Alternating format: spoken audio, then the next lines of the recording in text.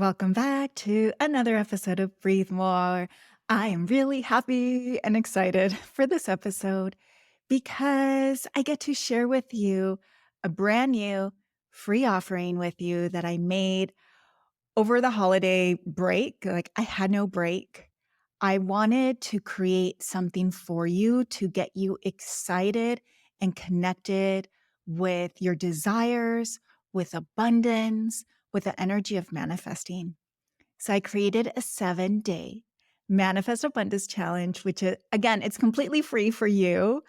And it's a bunch of different exercises to help you connect with that energy. But before we dive into details of what this challenge entails and why you should do it, let's start with just the definition of abundance. Or I'm going to invite you to reflect on when you think of the word abundance, what immediately comes to mind? I feel like for a lot of people, when they hear the word abundance, they immediately think money, more money. And while that can be part of it, it's not just that. The idea around abundance is the belief that there is more than enough of anything and everything in this world, and that excessiveness or abundance of things is also accessible to you. Now, just let that sink in. How true does that statement ring? That you have access to this infinity of whatever it is that you want, whether it be money, love, health, and your brain is probably rejecting it and thinking like, there's not an infinity of money, Anna. Like, I don't have access to that. What does it even mean to have an infinity of well-being and health? Well, in my challenge, we start day one with defining what abundance would look like for you. If you were to describe your life and be in a place where you truly felt abundant, what would that look like? What are details that encompasses that?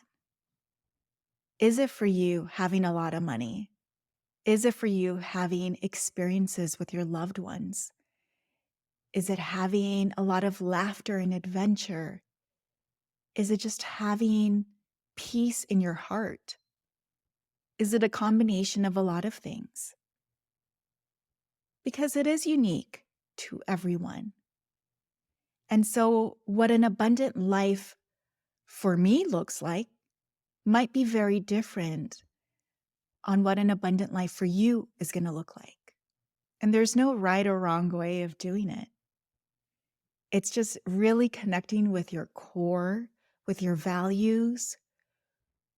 I like to connect with my intuition as well, with my higher self, to get clear on these things, because the ego will come through, right? And it'll say, oh, I want that fancy whatever. And that might bring some instant satisfaction or just a hit of dopamine. But then a week goes by and you're like over it, right? It's like, all right, whatever. I don't really care that much about it after all. It's nice, but does it really fill me? So those are little things to start to reflect on. Nature is such a beautiful example of how abundant this life is and how we do have access to so much. In nature, at least not as far as we know, trees aren't thinking when they lose their leaves like, oh my gosh, I'm never going to have any new leaves ever again. I need to hold on to these leaves that are dying and wanting to fall off and make sure that they remain on me because I don't know if I'm going to have new leaves grow on me, right? It just does it. I don't know if it's thinking anything, Right. but it just happens. And there aren't all these stories and thoughts and feelings that humans have about everything that could be helpful if our mindset is in a place of optimism and being open and possibility and trusting in self. But a lot of times, at least I see this with so many of my clients, is that our mindset loves to be in the worst case scenario, in the scarcity, in the fear, in the worry, in the doubt. And being in that place makes it really hard to even envision what's possible. So, in this free manifest abundance challenge, I decided to make it for 7 days because I've done longer challenges in the past, and I just have found that people struggle with consistency. And 7 days is a short amount of time, but long enough to start to create some momentum and shifts in how you're thinking about things or how your energy is feeling. And then from there, you can continue to do these exercises to start to incorporate them as part of your daily habits and build on them and continue manifesting more abundance, whatever it is that you're looking to call into your life. Plus, I have some other in February, another free offering where we can build on this energy and then inviting you to join the next round of the Dream Bigger Mastermind. So, let me share with you some of the details about this challenge. First, as I mentioned, day one is about defining what abundance means to you. And so that involves us setting some intentions and setting these intentions, writing down these intentions. It's in a way that makes you comfortable, whether you want to be really specific on saying, I want to bring in an extra $10,000, or I am manifesting a new home or a new job. Or maybe you also want to set the intention of, I want to feel more confident. I want to be kinder to myself. I want to have more patience. It's really up to you, which is the beautiful thing, where you can get really honest with yourself and identify what would be really helpful in my life in this moment and in the near future that I can call in, that I can set the intention to allow myself to receive. For day two, you're going to be invited to practice gratitude. Y'all know I love practicing gratitude. I do this every single morning. When I start my day, I write in my 5-minute journal and I write down 3 things that I'm grateful for. I reflect on what would make today a beautiful day. What would I like to happen? And then I end my evenings, my days in the same way with thinking of gratitude. So this is a really important habit to start to incorporating into your life if you don't already. It truly allows you to shift your perspective on how you view your life. And so by acknowledging the small things you have already manifested in your life, your brain is just going to attract even more examples, evidence on how that is possible for you, on how abundant your life already is. You become a magnet for more.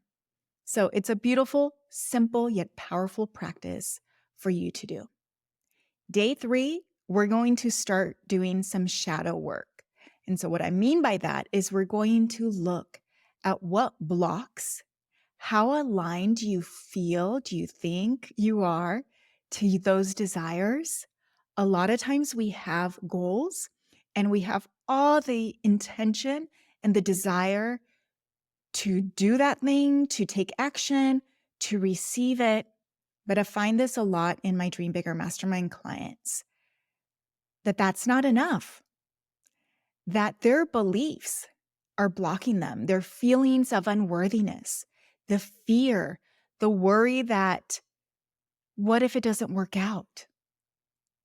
And so those unconscious beliefs, you better believe that they're stopping the flow. You better believe that it's preventing them from actually taking action. That all these stories and thoughts and feelings come up that creates procrastination, that makes them doubt themselves. They fall into the perfectionism, and then nothing gets done, or things get done really slowly. So I created a meditation using a tool that I learned in my clairvoyant program in my school years ago, where it's moving energy in our unconscious mind to get more aligned to whatever it is your intention is. So that's included as well, some shadow work in day 3. Number 4, affirmations. I feel like a lot of people I've been hearing lately, like kind of minimizing the power of affirmations or describing it as it doesn't work. And so a reframe around that is it's just being conscious of how you're speaking of things. If you're constantly talking about things as, I can't afford that, that's too much, that's too hard, it's not going to happen, already basically saying no, then of course that's what you're going to get. Or it's going to be so much harder to go in the direction that you want to go in.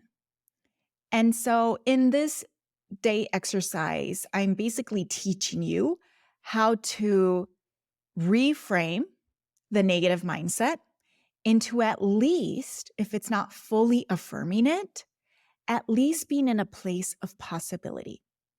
So one way that I always speak about being a homeowner, right now, realistically, I'm kind of far away. Like, I don't have $200,000 saved up for a down payment. Interest rates are insane.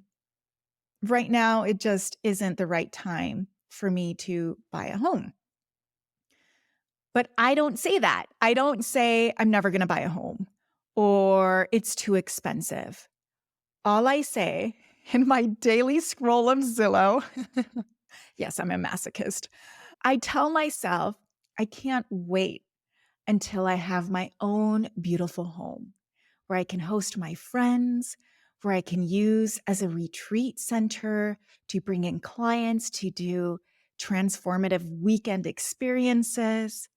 I'm in this state of when I'm talking about it, and physically my body is vibrating out into the universe, excitement and joy, and my energy is open.